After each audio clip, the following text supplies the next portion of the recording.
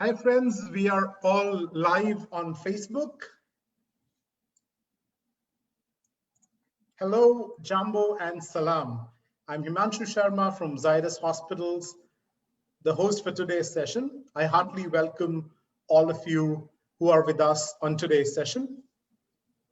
This session aims at addressing the concerns, challenges, and information gaps faced by our medical travelers who are popularly called as medical tourists.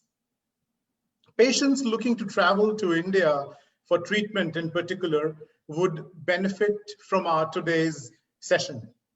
Now, it's an absolute coincidence that today is the very day when the first flight of Wright brothers managed to take off in the United States.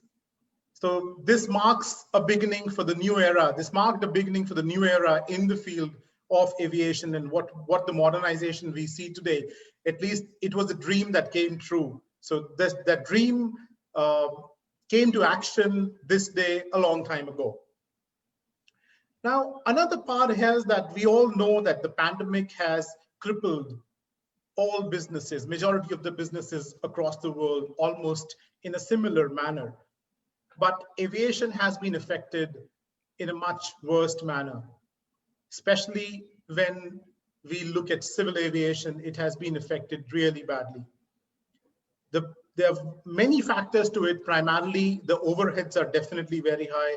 There is huge amount of investment. The growth which has been observed in the civil aviation industry over past 2 decades. So the investments were planned accordingly that, there were more airlines coming into picture. There were more purchase of aircrafts which was happening. Then the 737 MAX episode that happened late last year also had some impact on the industry. And then came the COVID pandemic, which created a lot of clutter in the whole industry. So the passenger operations operating globally came to a grinding halt as soon as the COVID pandemic came to life. And since then, we all know what the status is. There are no flights available, or if there are flights available, very, very few, only repatriation flights or some air bubble agreements which are there between the countries. They allow some flights to move. Though as we talk, I believe the skies are opening up. Just to make sure that all the answers, all the questions and all the doubts that our friends, our patients have in mind are answered, we have an expert panel with us today from aviation and hospitality, they're all going to try and assertively give solutions to the questions that have been raised by many of our patients and their families. So I would introduce Mr. Raashid Alavi, is representing Air Tanzania. Welcome to you, sir. Thank you. We have Mr. Roopkanta representing Kenya Airways. Thank you for joining us, Roopkanta. And Mr. Asrar Kadri from Flora Holidays. So I welcome you all to today's forum.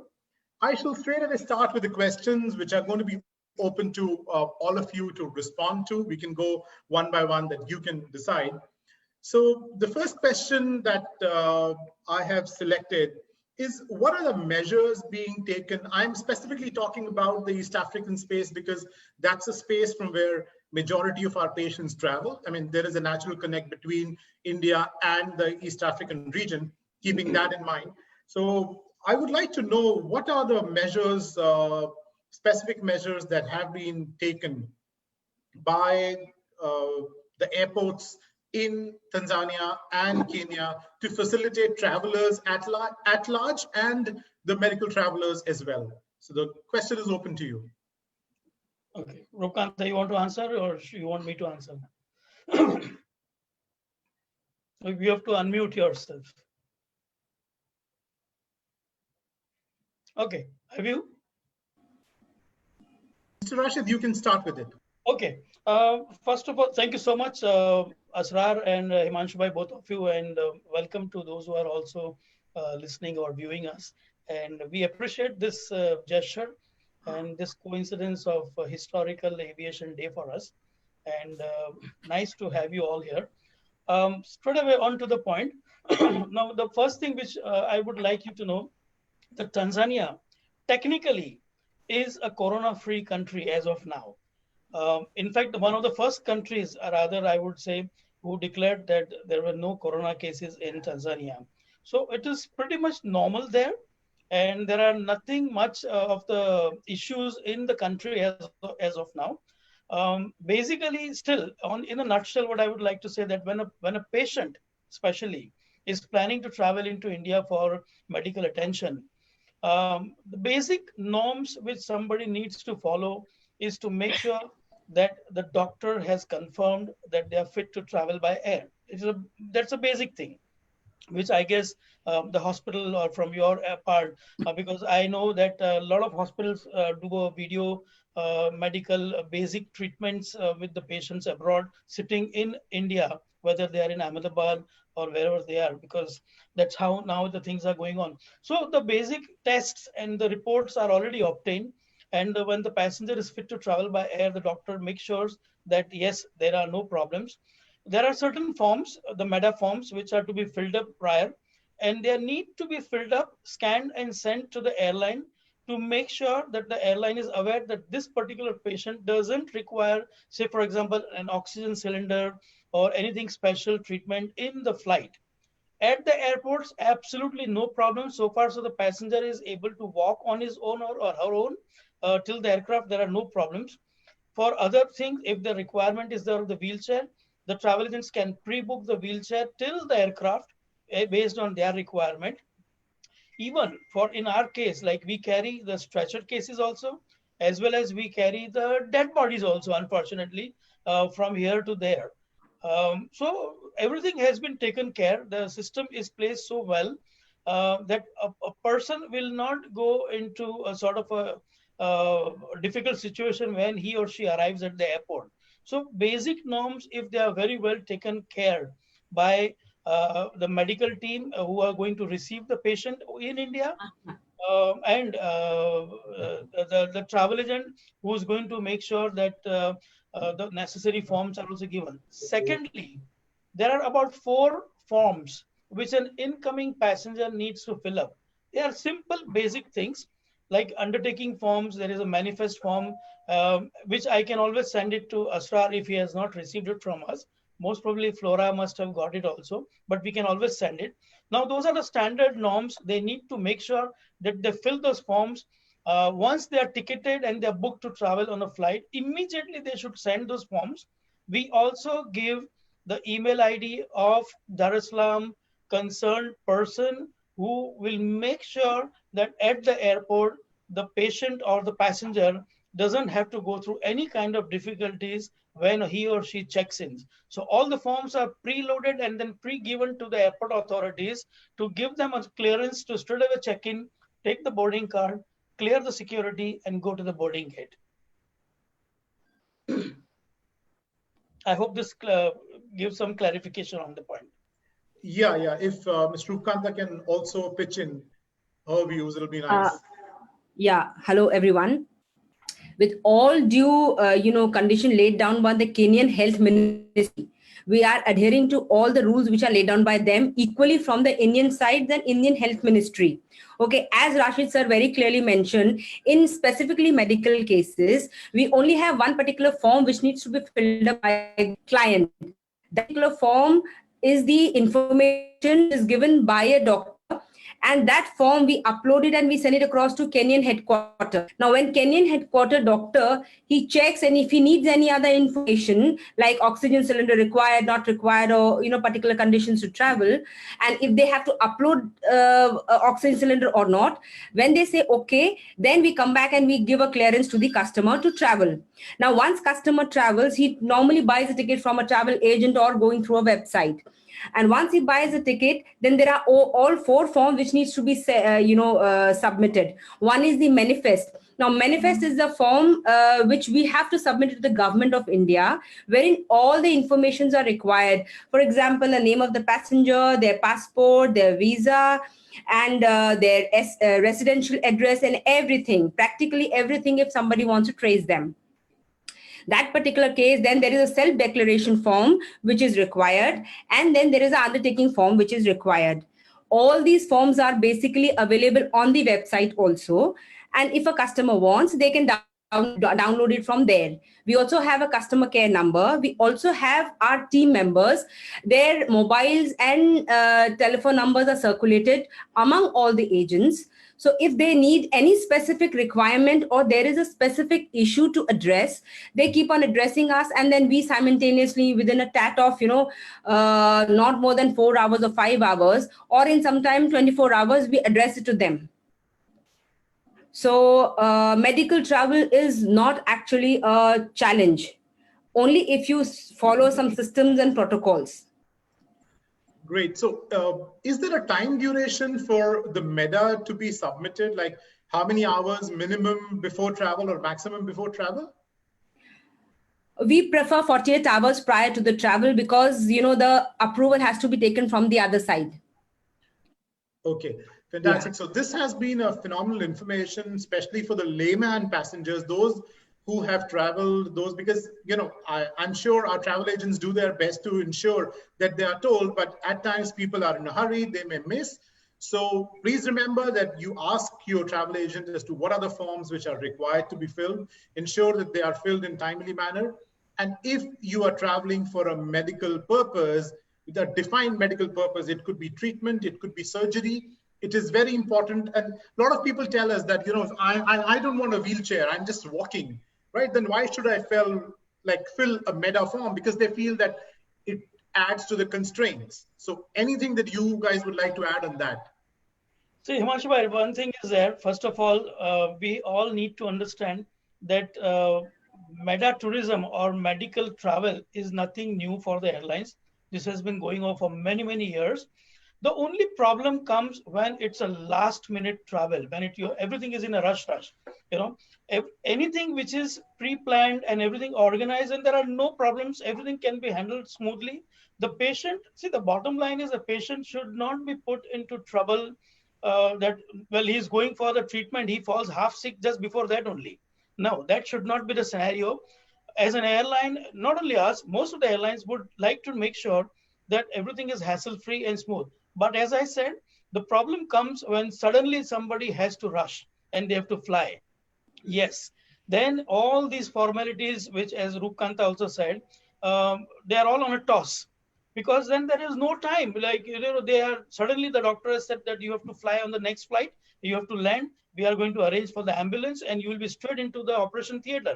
Now, under those kind of scenario also, it is not that things will become impossible, but a little bit difficult for the airline, because we have to remember one thing, that airline is dependent on certain other agencies also, like immigrations, security, customs, and there are sometimes patients who need to carry injections with them. They need to carry some liquid medicines with them during the flight. So all those clearances, because the rules are so difficult that you cannot carry something more than 90 ml with you in your hand carry. Now, if the guy has to carry some liquid medicines with them, or there are life-saving injections. Now, Right. all those things definitely requires a prior approval, but Roopkanta, I think you are gone from this thing. But again, coming back, it's not that a patient will be allowed to suffer because of these kind of things. Everything can be done. There are teams, as Roopkanta also said, at the airports, in the local station, like in our Dar es Salaam office or Dar es Salaam airport. By the way, Dar es Salaam airport is very simple to travel.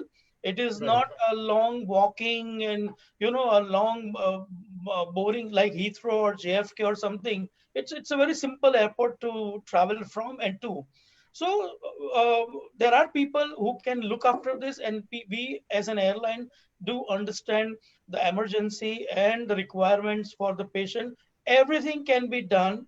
Only thing, yes, the patient will need some patience because he or she has come on like a rolling stone.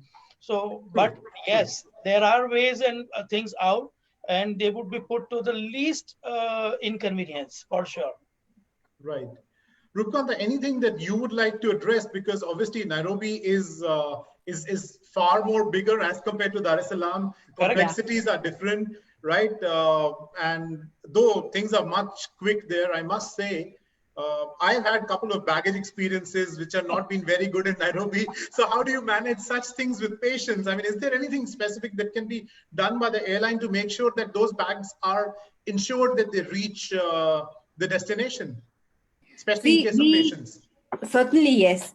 In Kenya Airways, it's a larger airline. So what they do is that for everything, they have a system and process. They have a swap, and there is a specific email ID which is being generated. For example, doctor. So if I'll just show you a MEDA case, now this is the kind of a MEDA form. So if you look on the down, there's a mention of the email address of the doctor. Similarly, for a baggage, there is an email address mentioned for the baggages to track. Okay, so it's not that difficult, but yes, sometimes we do face challenges wherein these things are not being followed. But if a customer approaches into a right spirit and follows all these procedures, it's easy to trace out any kind of a situation. Baggages now, it is a problem, but not that huge wherein it creates a lot of hassle. Right, I absolutely agree. It is definitely, and I believe now, is it so that the number of travelers have also decreased? Like you're not flying full capacity, or you're not allowed to fly? Not really. For the air bubble flight, trust me, because the passengers, those who are genuinely travel, I mean, they genuinely want to travel, and there is a dearth or there's a need to travel. Those kind of passengers are traveling. We have thrice a week flights. Okay, from Mumbai, and similarly from Nairobi, we have thrice a week flights, but the flights are mostly full. So barring a couple of seats here and there, but the flights, if you want to get the seats, it becomes sometimes a little difficult if you don't plan it let it advance. Right. So the Currently, message we to actually as an airline are operating into a bilateral agreement between our country and the other country. These are not commercial flights. Okay. So one thing which we all need to understand, friends, is still the commercial travel isn't open. These are air bubble travels. There are limitations. That's why it is important for us to plan. And majority of the treatments, barring a few, are usually what we call as cold cases or planned cases. There are very rare emergency cases which need to be repatriated. And obviously for that, air ambulance services are available. So I would move on to the next question. A lot of people have been asking, how safe are airlines? I usually tell them that you are as safe in an airline as you are probably on a street in India. So I would like more elaboration from your end on that. No, I would like to go one step further. You might not be that safe on the street, but you are more safe in an aircraft, because these aircrafts are so well designed with the system which has been inbuilt inside, that the chances of any bacteria spreading is zero. Because the way they have been built, the air conditioning system, the filtration system, the HEPA filters, and again, every seat, every handle, every knob, every nook and corner of the aircraft is extremely strongly, powerfully sanitized pre and post departure. And the toilets, the handles, the knobs, anywhere where you are going to touch your hands, are all very nicely sanitized with the finest top level sanitizers to make sure that it's a zero bacteria flight. Now, this is being done by all the airlines. It's not that I'm talking only about Tanzania or Kenya Airways, but all the airlines are, see, because it's a question of, if one contaminated passenger comes into the aircraft, of course, they are all pre-screened, checked, the RT-PCR certificates are taken, because then we are looking at 240, 250 passengers being infected, and then they will carry forward to another thousands. So airline is extremely careful on this. Even at the airports also, including Bombay Airport and other airports across the globe, the screening procedure is so well taken care of that the passenger, the PPE kits, the hand gloves, the masks, and all those kind of things. So those things are very strong. See, airline also needs to survive. If they drop the ball here, they'll be in big trouble. There is a chance that they might be discontinued with that route, or they might have to again stop operating. With the God's grace, slowly we have started taking off now in the airs. Also, these flights under the air bubble are actually called charter flights. As Roopkanta said, these are not the commercial flights, because we file for the DGC and Ministry of Civil Aviation for the flights. And we have to very clearly mention on the top that we are filing for the chartered flights. So these are not the commercial flights. So if the chartered flights go successful, only then we are seeing any scope of regular commercial flights coming into the system. But trust me, I think we are now got used to this, and these norms are going to remain for life now. That the screening and sanitizers, PP kits, masks, hand gloves, sanitization of the aircraft, the toilets, very important place of the toilet has to be absolutely spotless, clean and sanitized. So all those things are very strongly taken care of. So anybody willing to travel, make sure, be rest assured, you are in the safest place. That is all I can say. Right. Roopkanta, When I would like to add something. When initially we started these flights, so they decided that we will have a middle seat empty. We will have one on the side, three seats, so one middle is empty, one side the passengers are sitting. But then that was not a viable option. But there are sanitization options available, wherein you form a coating onto the particular surfaces, each surface of the aircraft, wherein they are so safe that for 180 days, 180 days, or probably 3 months, they actually confirm and say that there is no bacteria, even if 100 times it is that surface is being touched. So absolutely safe to travel on the aircraft these days. And also in terms of long flights, wherein we have the food which is being served inside the aircraft, they all are also prepared under proper conditions, and they are directly catered. Like earlier, what we used to do, we used to have take it out, and then we used to cater. The system has changed a little bit, but they all have understood that hygiene and safety is something which is at the utmost priority, and they are taking care of it, all the airlines. Imanshu, one more thing, the Yes. proof of this is that thousands of people are already traveling and have traveled, and there is not a single case which has been detected at the airports or after the flights, because passengers arrive safe and then they are safe. Only thing, yes, after they have reached the destination, if they mingle around with people and if they contact somebody who's positive corona, then it's a different thing. But pre and post flight, the passengers come hale and healthy, and we are going full load. We are going full flights. So in fact, on the 26th of December, which is next day of the Christmas, the airline was thinking of changing the aircraft type to make it a smaller, under assumption that there might not be a much of load. We have gone back to a Dreamliner. We are seeing bookings flowing in, coming in. So people are traveling and it is 100% safe.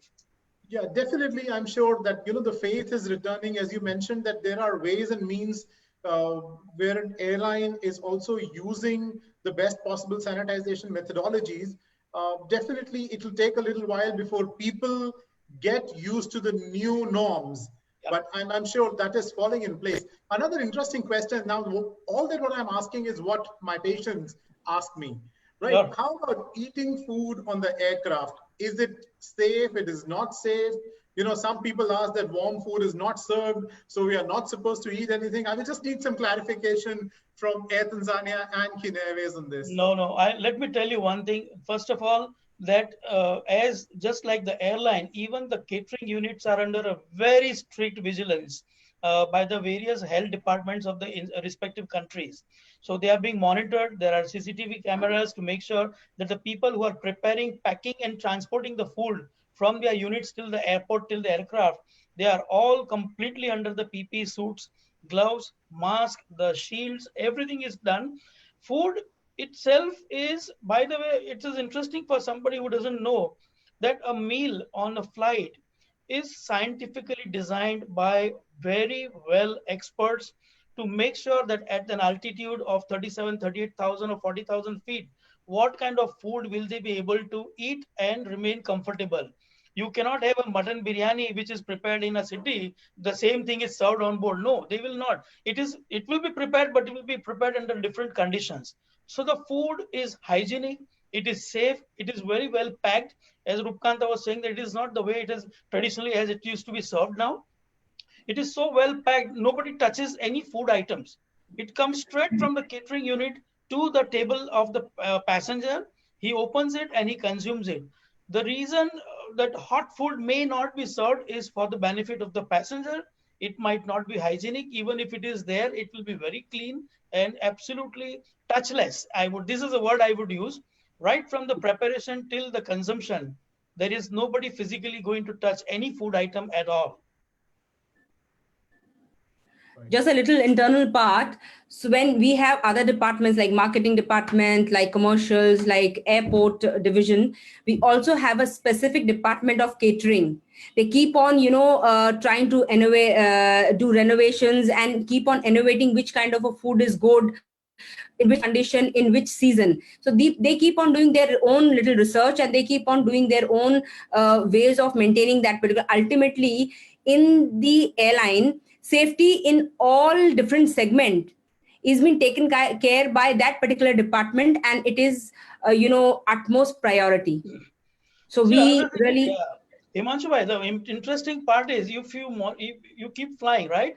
But nobody senses this when we are actually flying, because we are busy with other things and watching a movie or listening to music. But when a meal is served, you will feel that, oh, is it such a small tray? Is this all I'm going to eat? But when you eat, yes, your tummy is full. Why? Because the way it has been designed, every small and minute ingredient into the tray is something which is going to fill you up. It will not leave you hungry also. At home, we might eat maybe double or triple of what has been served on the aircraft, because it is shocking. Many times people feel, इतनी छोटी tray, ये इतना खाना मैं खाऊंगा. Such tiny things, small portions, but they are so well designed. And trust me, lastly, that food is expensive. It is not cheap. Every single tray which a passenger has been served costs a bomb. It doesn't come cheap because of the hygiene, the quality, and the way it has been transported from manufacturing or cooking till it has been served. And everything counts. Everything costs a lot. The refrigerated vans, the preheated system inside, even in the aircraft, the way it has been kept. And the crew themselves, by the way, are all very well protected also. Right. So it's very insightful for people to know. Very few people would have thought of what you mentioned, that the quantities are small, but they are filling, and that's how they are probably designed. So the meal is designed to suit the requirements of people. And obviously, I'm sure on these flights also, would you be taking special requests for the meals for patients? Absolutely. All type of meals, you name it, whether diabetic meal, child meal, veg meal, Hindu veg, non-veg meal, of course. So every kind of meal is there. Or even there is a special meal which we call, normally like Jains, if a Jain passenger is traveling, then there is a special meal, and then you mention no onion, no garlic, all those kind of things. So those things are taken care of. And the companies which are providing the catering to the airlines, they are experts in this. The moment they see the list of the flight and they see the codes written in front of them, they know exactly what has to be served. So they are champions. I mean, they know better than us what has to be given to this passenger. Obviously, that's their specialization. That's their core area. So they would be. I would like to also add one thing, Himanshuji. For these, if there is a medical case and there is a specific meal which needs to be served to that particular medical passenger, if you inform to us 48 hours prior to departure, trust me, that a medical case is given that kind of a meal. Okay, that's very reassuring. Yeah. I mean, there are limits when we have got people who come and said that we want uncut fruits. There are people who say we want cut fruits. So Correct. Even those things are taken care of. Exactly. Okay. Now, another interesting question which people ask, and obviously people know that that's important, but still many of our patients would ask us, how important and how much advisable is it to do a web check-in? Is it a must? Is it mandatory, or it's an optional thing for the patients and their caregivers who are flying? No, for the patients, I would say not a good idea to go for web check-in, because they need to be placed in an area which is designated for them. If they pre-book a seat and if it is not suitable for them, they will have problems on flight. Now, these flights are 6 hours long. So ideally, I would say the best thing is to leave it for the check-in staff at the airport to place them right. See, normally web check-in commences normally within 72 hours or 96 hours of the flight.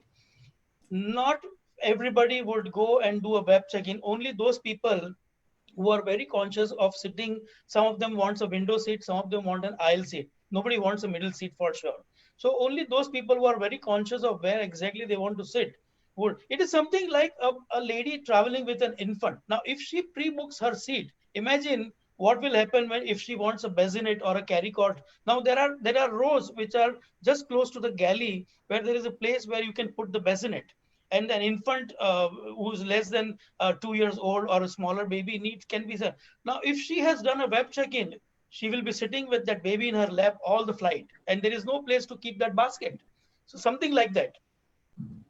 Okay, that's very vital. What you've shared makes a lot of sense that for the patients, and obviously you will have a support system wherein you'll make sure that the patients are allotted comfortable seats, Yes. where like which are designated for their ease of movement, closer to the washroom and stuff like that. Yeah, that's right. Yeah. Himanshuji, when one medical case comes to us, there are passengers traveling in business class, there are passengers traveling in economy class, and there are medical cases. Trust me, the medical cases are treated as VIP, as there is a different segment that the treatment to a medical case is actually like a VVIP. As sir mentioned, we don't know the condition. So when they reach at the airport, the staff over there sees them and then they give them what is best for them.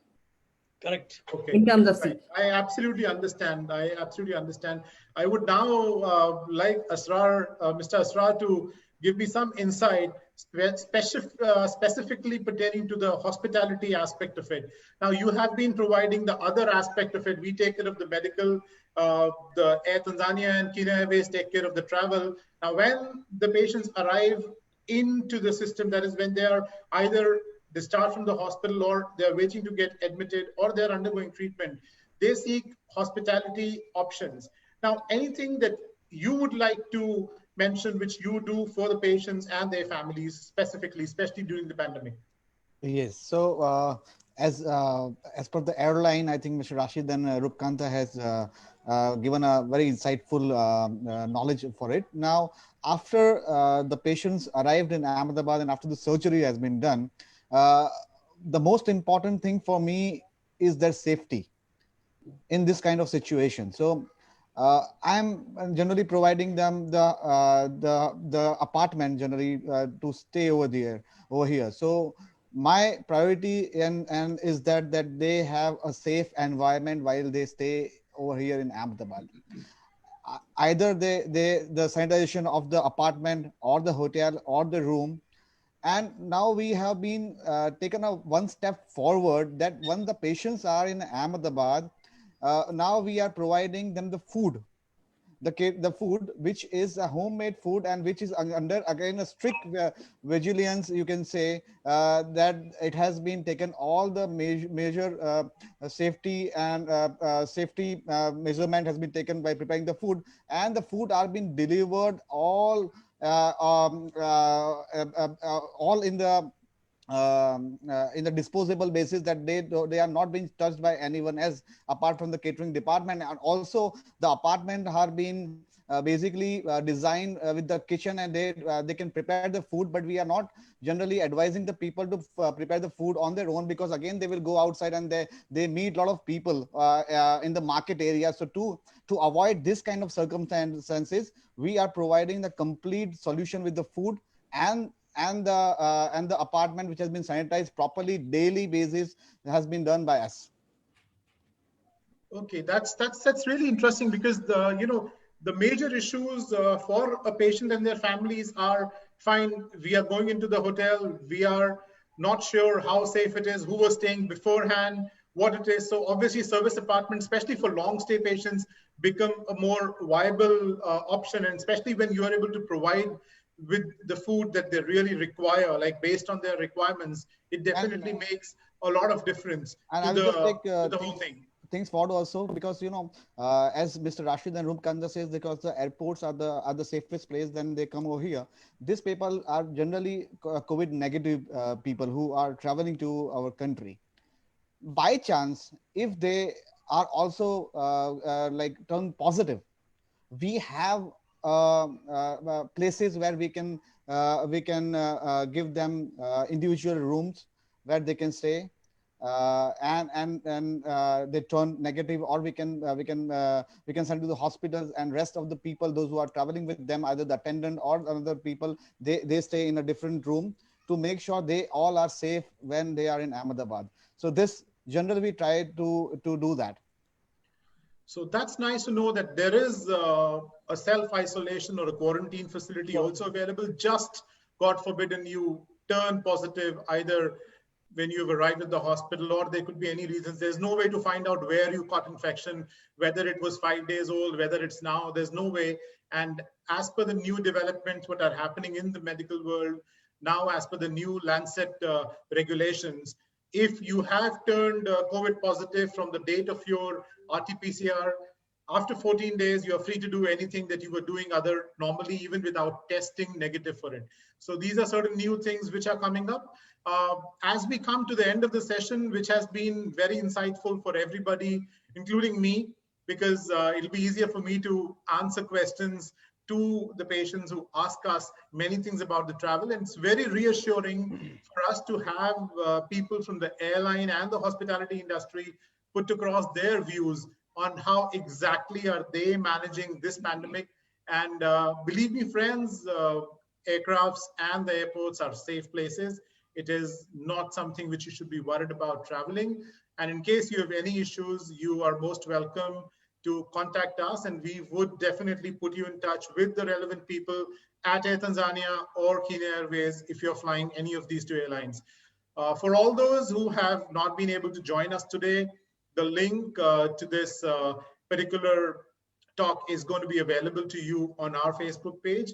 And I thank you. I thank the participants once again, Mr. Raashid, Mr. Roopkanta, and Mr. Asrar for joining me today. Thank you very much. I'll take your leave. Thanks a lot. Thank you so very much for having us there. Thank you so much. Bye-bye.